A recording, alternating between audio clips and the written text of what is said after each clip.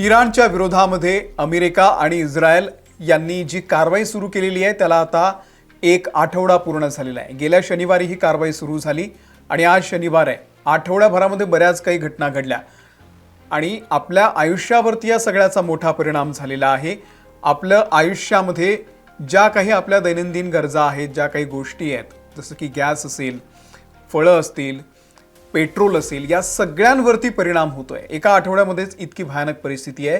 पुढच्या आठवड्यापर्यंत जर हे असं सुरू राहिलं, ट्रम्प तर म्हणतात 4 आठवडे सुरू राहणार आहे किंवा कदाचित त्यापेक्षाही जास्त लांबेल, तर या सगळ्याचा आपल्या आयुष्यावरती फार परिणाम होणार आहे। कसा होतोय ते मी तुम्हाला सगळं सविस्तर सांगणारच आहे। आज 2 गोष्टी ज्या आहेत त्या आपल्या सगळ्यांची चिंता वाढवणाऱ्या आहेत। पहिली गोष्ट ही आहे की जेव्हा गेल्या शनिवारी हा सगळा संघर्ष सुरू झाला तेव्हा काही पर्यटक त्या ठिकाणी अडकलेले होते दुबईमध्ये। कारण इराणनं अमेरिकेचे जे तळ आहेत मिडल ईस्टमधले, म्हणजे दुबई असेल, UAEचा तळ असेल किंवा अबुधाबीचा असेल, बहरीनचा असेल, कतरचा असेल, ओमानचा असेल, या सगळ्यांवरती जोरदार हल्ले चढवलेले होते आणि त्यामुळे त्या ठिकाणी मिडल ईस्टमध्ये जे काही पर्यटक गेलेले होते, विशेषतः दुबईला, तर त्या सगळ्यांची भंबेरी उडाली आणि मग त्या सगळ्यांना एकदमच मायदेशी परतायचे आणि त्यामुळे या सगळ्यांना एकत्र आणणं शक्य नव्हतं। मग काही काळ एअरस्पेस सुद्धा बंद करावी लागली, कारण दुबईमध्ये आतमध्ये सुद्धा म्हणजे बुर्ज खलिफापर्यंत सुद्धा हा सगळा संघर्ष पोहोचलेला होता। तिथेही आपल्याला आगीचे लोट दिसत होते। त्यांची जी ऑइल रिफायनरी आहे तिला सुद्धा नंतर उडवण्यात आलं। तर हा संघर्ष फार विकोपाला गेलेला होता आणि आज सुद्धा अशीच घटना घडलेली आहे। म्हणजे एका आठवड्यानंतर सुद्धा आज इराणनं ज्या पद्धतीनं दुबईच्या विमानतळावरती हल्ला केलेला आहे तो फार भयानक आहे। त्याचे काही फोटोज, काही व्हिडिओज सुद्धा आलेले आहेत। आज काय घडलंय, दुबई आंतरराष्ट्रीय विमानतळाच्या धावपट्टीवरती एक ड्रोन धडकलेला आहे आणि या ड्रोनला कदाचित तेहरानमधून त्याला पाठवण्यात आलेलं असावं असा संशय आहे। एक मोठा स्फोट त्या ठिकाणी ऐकू आला आणि त्यानंतर हवेमध्ये धुराचे लोट पसरलेले होते। सोशल मीडियावरती हा व्हिडिओ सध्या व्हायरल होतोय। गेल्या आठवड्यात देखील इराणनं आखाती देशांवरती केलेल्या हल्ल्यामध्ये दुबई विमानतळातल्या एका टर्मिनलचं मोठं नुकसान झालेलं होतं। 4 कर्मचारी जखमी झालेले होते आणि काही काळ आपल्याला माहिती आहे एअरस्पेस बंद करावी लागली या सगळ्यामुळे। त्यामुळे लोक त्या ठिकाणी अडकून पडलेले होते। अर्थात काही जणांना आता भारतामध्ये आणलेलं आहे। अजूनही बरेच जण आहेत जे अजूनही तिथे अडकलेले आहेत। तर ही सगळी परिस्थिती आहे। विमानतळावरचं जे काम आहे दुबई आंतरराष्ट्रीय विमानतळावरचं ते तात्पुरतं ठप्प झालेलं आहे। प्रवासी, विमानतळ कर्मचारी आणि एअरलाइन्स क्रू यांच्या सुरक्षेचा विचार करून दुबई सरकारनं विमानतळावरची जी सर्व उड्डाणं आहे ती तात्पुरती स्थगित केलेली आहे। लक्षात घ्या, आजची घटना आहे ही। गेल्या शनिवारी हा सगळा संघर्ष सुरू झाला होता। आज शनिवार आहे, 8 दिवस पूर्ण झालेले आहे, परंतु परिस्थिती जैसे थे आहे, मी तर म्हणतो त्यापेक्षाही वाईट झालेली आहे।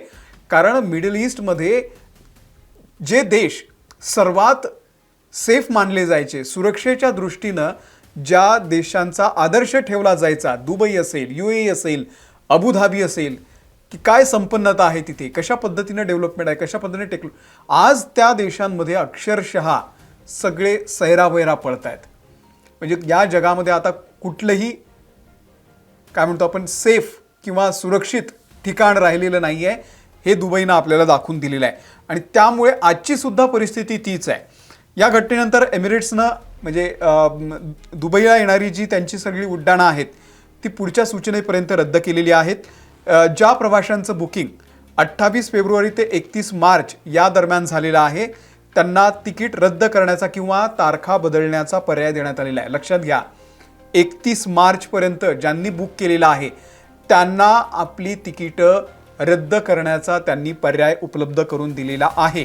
फ्लाईट रडारच्या माहितीनुसार इतर विमानांना 60 ते 90 मिनिटांचा सध्या विलंब होतोय आणि त्यामुळे त्या भागामध्ये काही पुढची कामं तुमची असतील तर किमान महिनाभर जोपर्यंत हा संघर्ष सुरू आहे तोपर्यंत जाऊ नका, असं सुद्धा एक प्रकारे त्यांनी सांगितलेलं आहे की तुम्हाला वाटत असेल तर तुम्ही तुमचं तिकीट रद्द करू शकता।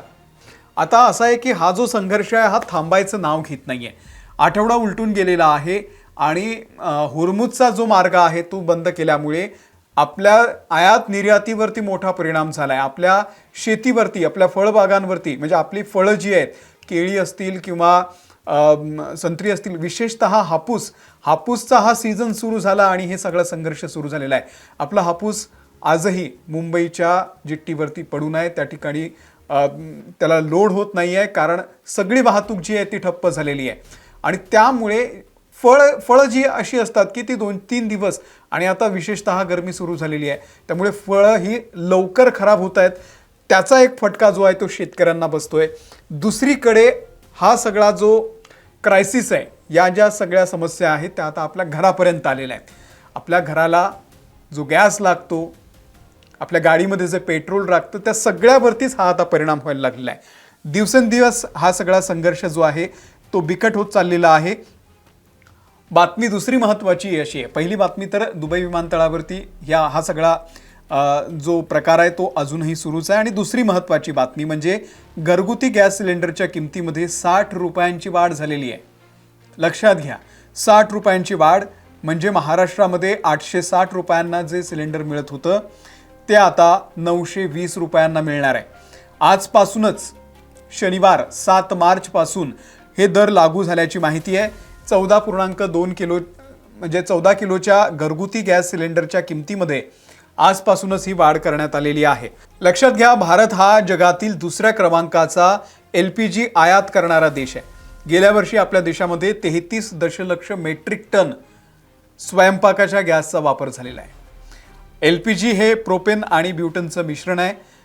देशातल्या एकूण LPG गरजांपैकी जवळपास 2/3 गरजा आयातीद्वारे पूर्ण केल्या जातात.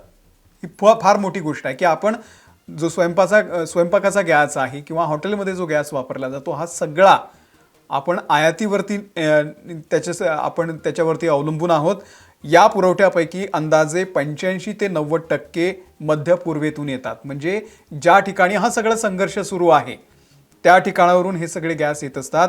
अशातच इराणनं होर्मुझची जी सामुद्रधुनी आहे, जो जलमार्ग आहे, तो बंद करण्याचा निर्णय घेतल्यानं जागतिक बाजारपेठीवरती याचा परिणाम होतोय आणि ही समस्या जी आहे ती आणखी बिकट झालेली आहे. त्यामुळे गॅस सिलेंडरच्या किमती 60 रुपयांनी वाढवाव्या लागलेल्या आहेत. एकच आठवडा झालाय. आणखी जसं ट्रम्प म्हणतात की आणखी महिनाभर हे सुरू राहतं किंवा आणखी माहीत नाही किती दिवस सुरू राहील, जर असं झालं तर मग मात्र ही परिस्थिती आणखी बिकट बनू शकते. भारताला ही सगळ्यात जास्त झळ बसतीये. इराणच्या नाकेबंदीमुळे भारताला होणारा LPG पुरवठा हा सध्या विस्कळीत झालेला आहे, हे आपण नाकारू शकत नाही. लक्षात घ्या, महाराष्ट्रामध्ये अनेक ठिकाणी इंधनाचे आणि गॅसचे दर वाढायला सुरुवात झालेली आहे. विशेषतः पुण्यामध्ये येत्या काही दिवसांमध्ये इंधन टंचाई निर्माण होण्याचे संकेत आहेत. कालपासून पुण्यामध्ये CNG आणि LPG गॅसचा तुटवडा निर्माण व्हायला सुरुवात झालेली आहे आणि त्यानंतर आता या सगळ्या संघर्षामुळे पुण्यामध्ये पेट्रोल आणि डिझेलचे दर वाढण्याची सुद्धा शक्यता आहे. त्यासोबतच आणखी एक महत्त्वाची बातमी पुणेकरांसाठी की या सगळ्या संघर्षामध्ये पुण्यामध्ये कमर्शियल LPG गॅसचा तुटवडा निर्माण झालेला आहे आणि पुण्यातील अंत्यसंस्कार व्यवस्थेवर देखील याचा परिणाम झाला आहे. म्हणजे वैकुंठामध्ये आपण बघितलं तर वैकुंठ स्मशानभूमीमध्ये गॅसवरती चालणाऱ्या ज्या दाहिन्या आहे त्या सध्या बंद ठेवाव्या लागत आहेत. इथे एकूण 5 गॅस दाहिन्या आहेत. गॅस पुरवठा बंद झाल्यामुळे मागच्या 2 दिवसांपासून त्या पूर्णतः बंद ठेवलेल्या आहेत. गॅस उपलब्ध नसल्यामुळे सध्या अंत्यसंस्कार विद्युत दाहिनी किंवा पारंपरिक पद्धतीनेच लाकडांवरती करण्यात येत आहे. आपल्या सगळ्याच गोष्टींवरती याचा परिणाम होतोय आणि हा संघर्ष जो आहे तो थांबायचं नाव घेत नाहीये. या सगळ्याचा काय परिणाम होईल तर एकतर CNG आणि घरगुती PNG याच्यावरती परिणाम होतोय. वीज उत्पादनावरती याचा परिणाम होणार आहे. रिफायनरी आणि पेट्रोकेमिकल उद्योग याच्यावरती परिणाम होणार आहे. हॉटेल इंडस्ट्री मोठ्या प्रमाणावरती, रेस्टॉरंट यांच्यावर सुद्धा मोठ्या प्रमाणावरती परिणाम होणार आहे. कारण घरगुती गॅसपेक्षा तर त्यांना जास्त वापरायचा असतो. दिवसभर रात्रभर त्यांच्याकडे ते सगळे गॅस सुरू असतात आणि जर असा तुटवडा हा कायम राहिला तर मात्र हॉटेल आणि रेस्टॉरंट उद्योग सुद्धा धोक्यात येऊ शकतो. सिरॅमिक आणि काच उद्योग सुद्धा धोक्यात येऊ शकतो. दुसरं महत्त्वाचं म्हणजे कृषी क्षेत्रासाठी, जसं मी फळांचा मगाशी उल्लेख केला की आयात निर्यातीमुळे ती फळं खराब व्हायला सुरुवात झालेली आहे, त्यामुळे आता ती मातीमोल भावानं सुद्धा कोणी घेणार नाही. तर दुसरीकडे आपण खतं जी आहे ती सुद्धा मोठ्या प्रमाणावरती आयात करत असतो आणि ती याच मार्गाने येत असतात. भारतामध्ये नैसर्गिक गॅसचा सर्वात मोठा वापर युरिया खत निर्मितीसाठी होत असतो. दररोज सुमारे 58 MMSMD गॅस खत उद्योग वापरतो. गॅसची उपलब्धता कमी झाल्यानं काही युरिया प्लांट्सनं उत्पादन 7 ते 8% कमी केलेलं आहे. लक्षात घ्या, ह्या सगळ्याच गोष्टी ज्या आहेत त्या आपल्या आयुष्याशी निगडीत आहेत, आपल्या सगळ्यांच्या जीवनाशी निगडीत आहेत आणि त्यामुळे या सगळ्यावरती परिणाम होतोय. कमर्शियल LPG गॅसचे अचानक 150 ते 200 रुपयांनी दर वाढलेले आहेत.